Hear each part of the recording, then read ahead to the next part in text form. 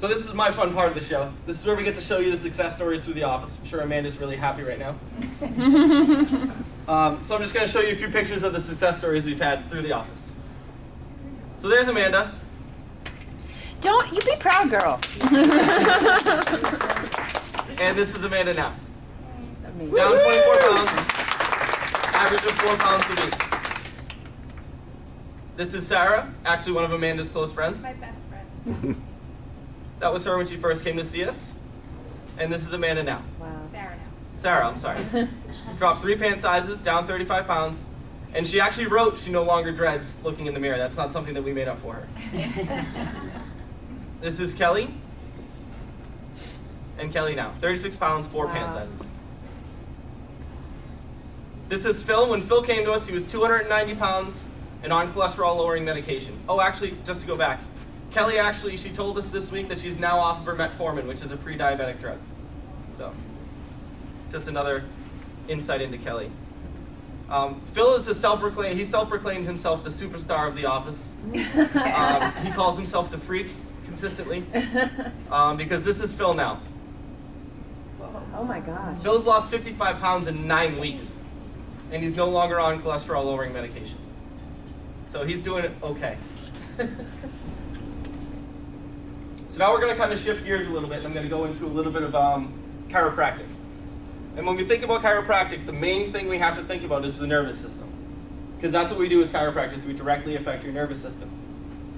And the one story that always sticks out in my mind when I think about this is my aha moment, is what I like to call it. The moment that I actually got it.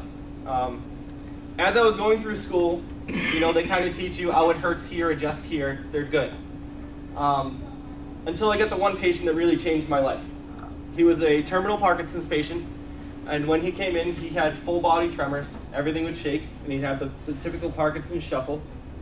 When he first came to see us, which was years before I was there, he's been passed from intern to intern, he told me that he couldn't button his shirt when he first came, he couldn't tie his own shoes, he couldn't buckle his own belt.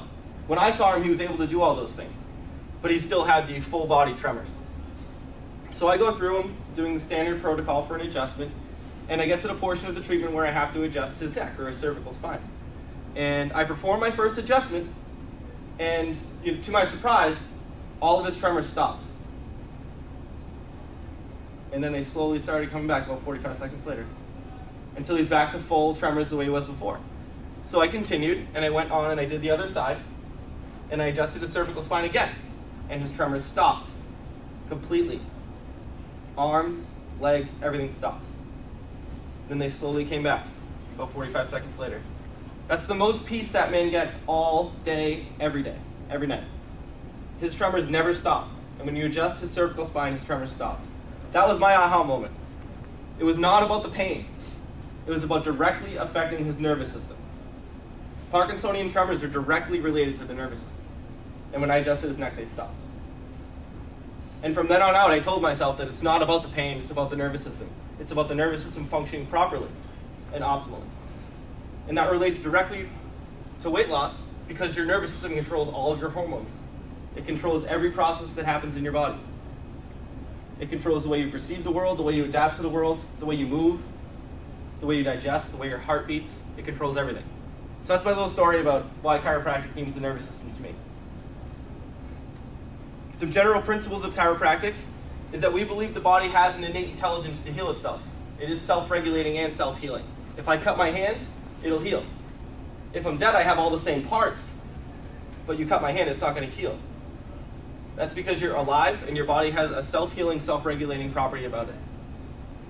Symptoms. Symptoms are a proper response due to a specific stimulus. Not necessarily something that needs to be masked. They're a proper response. Chiropractors look to the cause of the symptoms, not to mask. We also look to the overall function of the body and to maximize that function. How do we maximize function? By optimizing the mechanics of the muscles and joints, optimizing the communication within the nervous system, and by addressing the human body as a whole system, as a one being, as a holistic person. And the way that we do that is by removing subluxation. So what is a subluxation? That is a crazy word.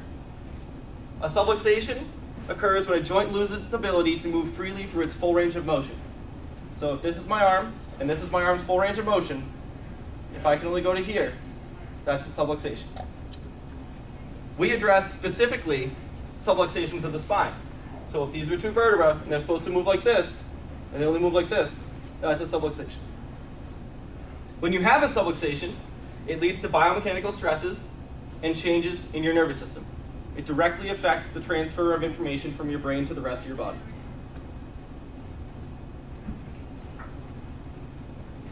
Uneven and improper stresses cause inflammation, which can also cause an interruption of nerve flow from your brain to the rest of your body. It results in an activation of your body's stress response, which can be directly related to weight gain. Your stress response first starts off with adrenaline. Everybody knows that fight or flight response that you get if a bear jumps out at you in the woods. But the world that we live in, we're stressed all the time. So we don't have that initial adrenaline hit constantly. Once your adrenaline runs out, cortisol pops up. That's your second backup stress hormone. And I'm sure everybody's heard about cortisone in the news. That gives you truncal obesity. So your stress response is directly related to weight gain. And if left unchanged long enough, these subluxations can become symptomatic or painful. We kind of talked about why the nervous system is so important. It does have three parts: the brain and the spinal cord, right down the middle, encased in bone. Then you have the peripheral nervous system, which is what comes out from the spine, innervates all your arms, legs, hands, and feet. And then you have the autonomic nervous system, which is some people aren't really familiar with, most people aren't really familiar with. That's the one that controls your heart, your lungs, your digestive system, your immune system, all the stuff that kind of happens automatically. Movement of the spine is important because that's where the three parts of the system meet. And poor movement affects how the three systems communicate with each other, overall affecting the performance of your body. So what do we do? How do we fix this? It's what we call the chiropractic adjustment. I'm sure some of you have heard about it. What we do is we find the segment that is not moving properly, we locate it, and we specifically introduce a high velocity, low amplitude thrust into that joint in the motion that is restricted. So it corrects the poor mechanics, it decreases the degenerative process, it optimizes the muscle function, and it restores all of the nerve connection within that area.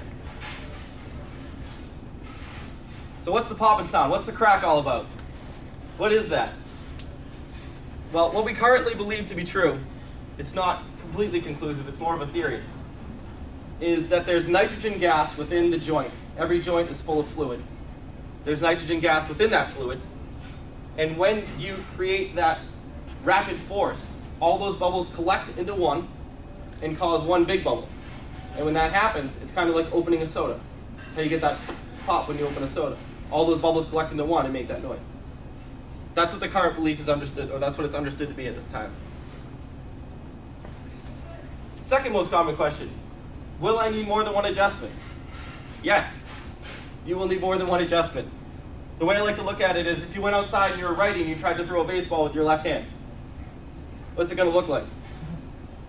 Not very coordinated, right? So it takes your body the same way to adapt to the adjustment. The muscles, the nerves, everything has to learn all those new patterns. How long will it take? It depends on the person.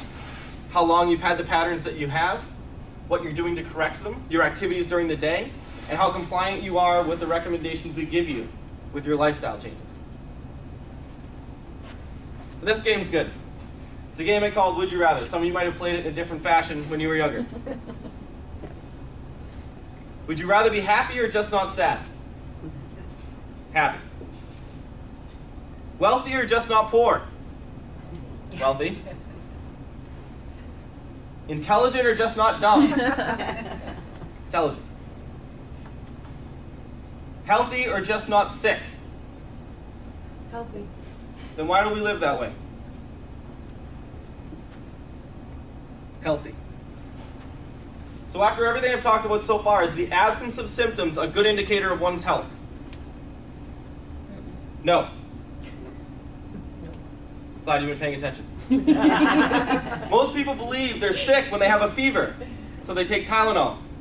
When they're nauseous, so they take Pepto-Bismol. This one's my favorite. I call this assisted suicide. So the guy who's eating the chili cheese dog, he has unbelievable nausea, so he drinks some Pepto-Bismol. His body is so violently rejecting this food that he assists killing himself by taking Pepto-Bismol. Headache, so they take Advil. Diarrhea, so you take an antidiuretic. These are all proper symptoms due to a stimulus. A healthy response doesn't necessarily address the problem. If the guy had a bleeding ulcer and he was taking the Pepto-Bismol, is that really treating his bleeding ulcer? No, it's masking his symptoms. Often masking the symptoms can delay treatment, leading to a more severe problem. So this kind of wraps it up. This is the wrap-up slide for symptoms. Is it possible? It is possible to be sick in the absence of symptoms. It's possible to have poor function in the absence of symptoms. And most importantly, it is possible to be healthy in the presence of significant symptoms. It's what your body does. So what is disease? Everybody hears this word thrown around all the time, disease. The inability of the body to comprehend and react. That's complete nervous system function right there. Comprehend and react. Can't happen without the nervous system. To its environment, which leads to a maladaptive state, and this is the sole cause of disease. A disease is not a thing. You can't hold a disease in your hand. You can't hold diabetes in your hand. All a disease is a cell that's been put into an environment and has been made to maladapt to its environment. That's all a disease is. The only cure is to remove that stress or that environment on that cell. That is the only way to cure disease. Those stresses can be physical, as if you fell down or got in a car accident. They can be chemical, which is what most of us experience every day, whether it be in our environment, what we inhale, what's around us, noise, what we ingest mostly. That would be the chemical stresses. Or emotional. How many people have had a rough day and came home and been like, I can feel it right here? That is emotional stress on your nervous system. So wouldn't it be best to prevent these before they became symptomatic? If only there was a way that we could tell where they are. That's the way right there. It's called the inside subluxation station. And what it does is it detects where there is nervous system dysfunction within your spine, whether it's asymptomatic or symptomatic. We prefer to get you before you're symptomatic. The first thing we would do is we would run the thermography screening on you. And what that does is it tells you the difference between the temperature side to side in the spine. The reason that that's important is because the capillaries in your spine that are giving off the heat are controlled by your autonomic nervous system. So if they're all controlled by the same system, logic would tell you they should be the same side to side. Well, 9 times out of 10, they're not. And there are specific grades of how far apart they can be and can't be. And that's how we determine where there's specific nervous system dysfunction within your autonomic nervous system. The next one we would use would be the surface EMG. That tells us exactly how much electrical current is running through your muscles at any given time. So we would scan right up and down the muscles next to the spine, and that would tell you how much energy you're expending just to keep yourself in an upright posture. And it would also tell you how well your brain is communicating with the rest of your body via muscles.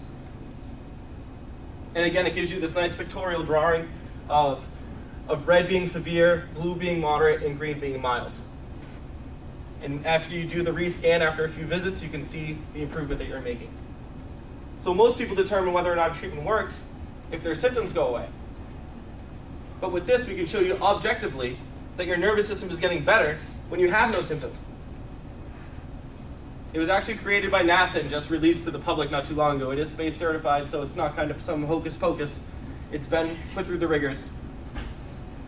It's a very good piece of equipment.